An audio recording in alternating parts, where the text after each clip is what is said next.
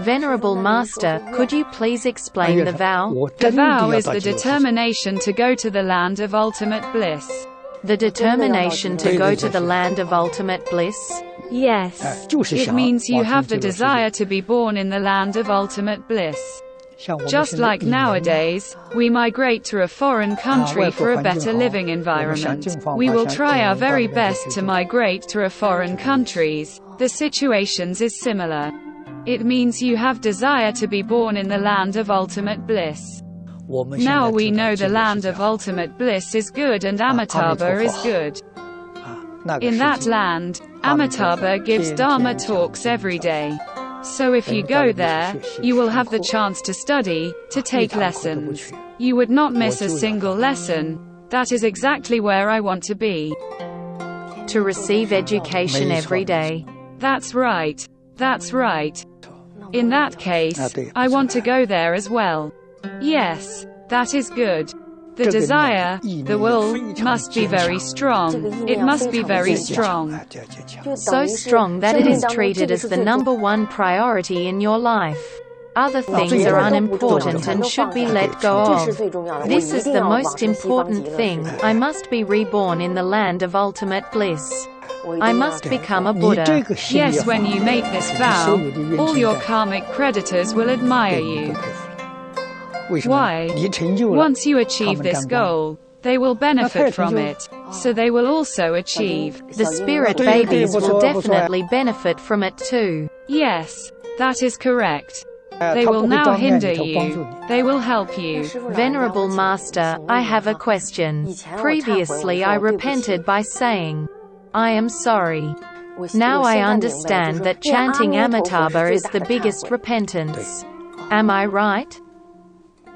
Yes. I see, I must chant Amitabha. Venerable Master, I would like to ask, when does life begin? Could we say life begins the moment the consciousness reincarnates at fertilization? But many women, a lot of them, after finding out they are pregnant, will rush to have an abortion before the baby is 45 days old, because they think that the baby doesn't yet have a human shape, so it isn't considered murder. So they rush to have it finished within 45 days, and feel no sense of guilt. Do you think this thought is correct? No. It's wrong. Absolutely wrong. It is absolutely wrong. I tell you. There is no birth or death for the soul. There is neither nor birth nor death for the soul. Yes, it has no beginning or end. It exists when the spirit enters at conception, although it is extremely tiny. This has been identified by modern quantum physicists. Without a shape, what is its appearance? What is its original appearance? It's like an atom. It is smaller than an atom. I use the word atom only for your better understanding. It is actually much smaller than an atom. Take a look at neutrinos. The neutrinos identified by scientists. An atom is like a solar system, with a nucleus at its center, around which many electrons revolve, just like stars and planets. Electrons are even smaller than the nucleus. What is the size of a neutrino? It is 1/10 billionth that an electron. So small. That is to divide an electron into 10 billion pieces. And one of them is the same size as a neutrino. One of 10 billion portions. Yes. How small it is. Very tiny. Despite this tiny form, it contains forms, feelings, ideas, impulses and consciousness. That is life. So it is non-arising and non-ceasing. Any life is non-arising and non-ceasing. However, a life cannot live on its own. It is communal, and must rely on other beings. It needs to rely on each other. It is like a human being in society. We can't be isolated from it. Each individual is interconnected with one another and all walks of life in society.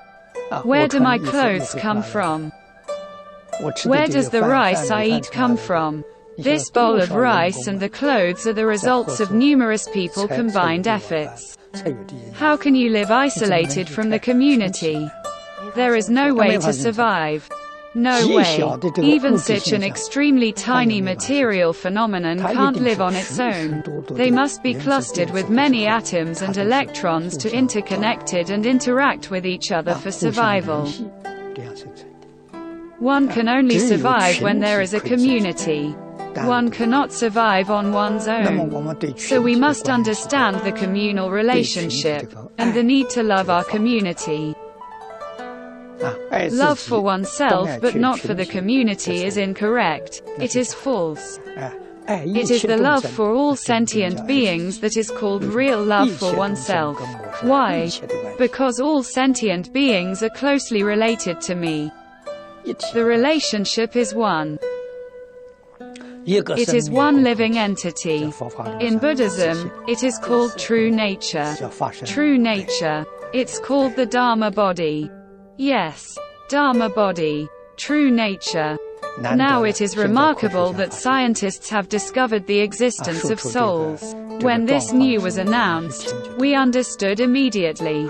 Because it is completely identical with what is described in Buddhist sutras. So one must know that abortion is not acceptable, even when the embryo is only 1 or 2 weeks old. Why? When it is fertilized in the mother's body, it is a life.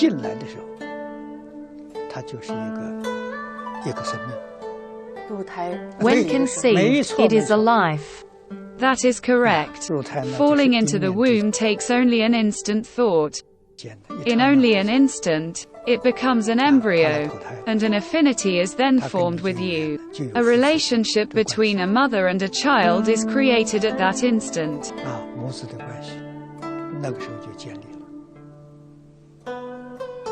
So if you kill it, how deep will this hatred be?